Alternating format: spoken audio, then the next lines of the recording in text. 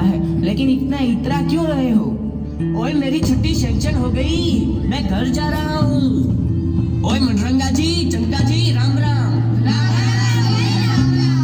अरे आदित्य और रंजीत बाजी, ओए मेरी छुट्टी सैंक्शन हो गई, मैं घर जा रहा हूँ। तुम्हारे बापू को कुछ कहना है?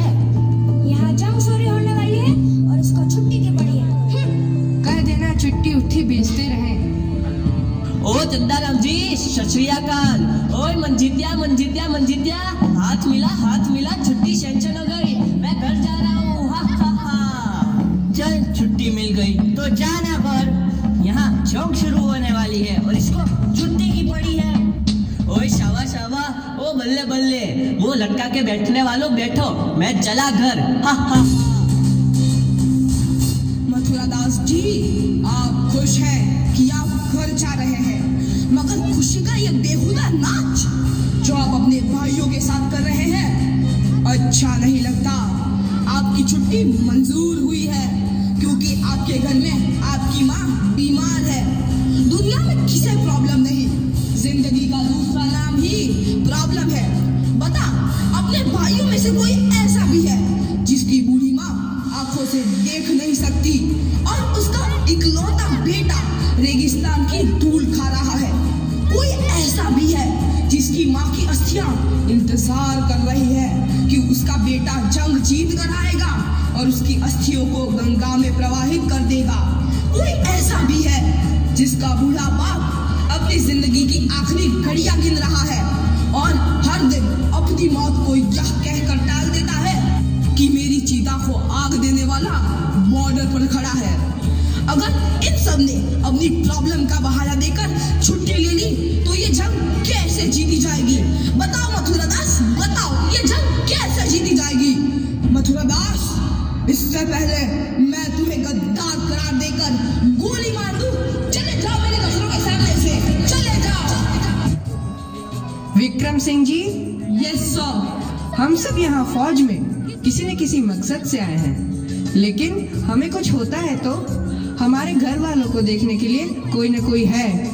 पर तेरी तो माँ भी अकेली है, अगर तुझे कुछ होता है तो क्या तूने कुछ सोचा है? तेरी माँ का क्या होगा? फिर तो यहाँ फौज यूनिट अलर्ट्स, सभी सैनिकों को सूचित किया जाता है कि जंग कभी भी शुरू हो सकती है। सभी सैनिक तैयार रहे। आई रिपीट, सभी सैनिक तैयार रहे। जवानों, यस सर। इस इलाके की सबसे ऊंची चोटी पर मैं अपने तिरंगे को लहराते हुए देखना चाहता हूँ। यस सर, हम अपनी जान की बाजी लगा देंगे, आपका सपना पूरा करेंगे, आप तिरंगा अवश्य लहराएंगे। मथुरा प्रसाद, तुम यहाँ? तुम तो घर जाने वाले थे। सर, आपने मेरी आंखें खोल दी। एक सैनिक के लिए देश से बढ़कर कोई दूसरी जिम्मेदारी नहीं होती। यह जंग जीतने के बाद ही मैं अपने घर जाऊंगा सर। मथुरा प्रसाद, सुबह का भूला यदि शाम को घर लौट आए तो उसे भूला नहीं कहते। Yes sir. हिंदुस्तान जिंदाबाद, हिंदुस्तान जिंदाबाद। All unit alert, all unit alert. जंग का ऐलान हो चुका है। दुश्मन देश की तरफ से कभी भी गोलीबारी शुरू हो सकती है। सारी बटालियन अपनी पोजीशन पर पहुंचे। आई रिपीट, सारी बटालियन अपनी पोजीशन पर पहुंचे। दुश्मन देश की तरफ से कभी भी गोलीबारी शुरू हो सकती है। सारी बटालियन तैयार। भारत माता की जय, भारत माता की जय। वंदे मातरम, वंदे मातरम। हमला करो।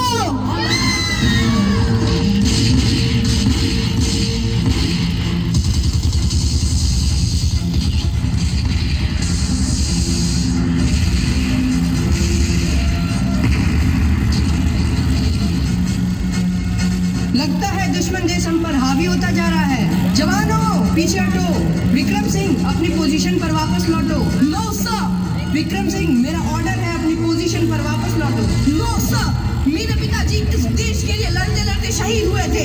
मैं भी उन्हीं का बेटा हूँ, मैं भी इसी देश की रखवाली करूंगा। मेजर करम सिंह, मथुरा प्रसाद जी, कवर फायर दो।